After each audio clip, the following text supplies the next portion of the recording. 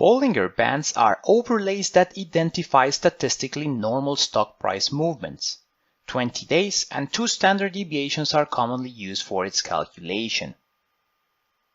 For full reference, I recommend that you read John Bollinger, Using Bollinger Bands, published in Technical Analysis of Stocks and Commodities in 1992. Its calculation has the following steps. First, we calculate the middle band, which is a 20-day simple moving average of close prices. Then we calculate the upper band, which is a 20-day simple moving average of close prices, or the middle band, plus 2 times the 20-day standard deviation of close prices. Then we calculate the lower band, which again is the 20-day simple moving average of close prices, or middle band, minus 2 times the 20-day standard deviation of close prices. Great, so let's go back into our Python PyCharm IDE so that we can study Bollinger Bands with greater detail. Excellent. So here we are back within our Python PyCharm IDE. In this lecture, we'll be working within Bollinger Bands code file. If you have any questions about its setup, please go back to section 1, Stock Technical Analysis Data lecture, where all of that explained with greater detail. So first of all, as we are with standalone type of files, we import our packages. NumPy as MP, Pandas as PD, Matplotlib as PLT, and Taleb as TA. Then we proceed by default to do our data reading. This is SPY data frame, which is equal to pandas pd.readcsv, and here we have the path to our data file, which is that data directory we created within our project and the corresponding text file, which includes CSV or comma-separated values. Then we have index column as dates, and we parse those dates as true. Then we proceed to do our Bollinger Bands calculation. For this, we have the technical indicator calculation with our SPY, column for upper, comma, middle, comma, lower bands. Then we use Taleb's B bands with capitals, and we are going to supply a numpy.asArray close prices. Then we're defining the parameters, time periods 20, the number of standard deviations for the upper band is 2, the number of standard deviations for the lower band again is 2, and the moving average type is a simple moving average.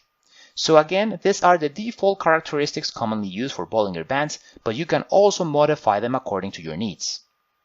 Then we have our technical indicator chart. Notice here we are using slightly different notation than with our moving averages. Then we have fig1, comma, AX for axis equals plt.subplots open and close parenthesis. Then within AX, which is the axis, we plot first SPY close prices, then we plot upper, middle, and lower bands, and in all cases line style is a dash type of line style. Then we have PLT title, SPY close prices, and Bollinger Bands with its description BB, 20 days, 2 standard deviations, located at the upper left, and we show the chart. So let's proceed to run the code by clicking the right button on the mouse and scrolling down into Run Bollinger Bands. So we'll focus on our chart, first of all, by making it full screen manually because of the screencast. So right over here, all the way into the right, and the same below. Excellent. So right here we have our chart, SPY close prices and Bollinger Bands with their characteristics, 20 days, 2 standard deviations. Vertical axis corresponds to our stock prices, and the horizontal one corresponds to dates, from the beginning of 2016 to the beginning of 2017. The solid blue line corresponds to close prices, the dashed orange one to the upper band, the dashed green one to the middle band, and the dashed red one as the lower band. So when prices are within the corresponding bands, they are within plus or minus 2 standard deviations. That is how we interpret our corresponding Bollinger Bands, and we'll study them with greater detail in our following section. Here we're going to close this chart, these other charts as well, as we'll also study them in our following sections.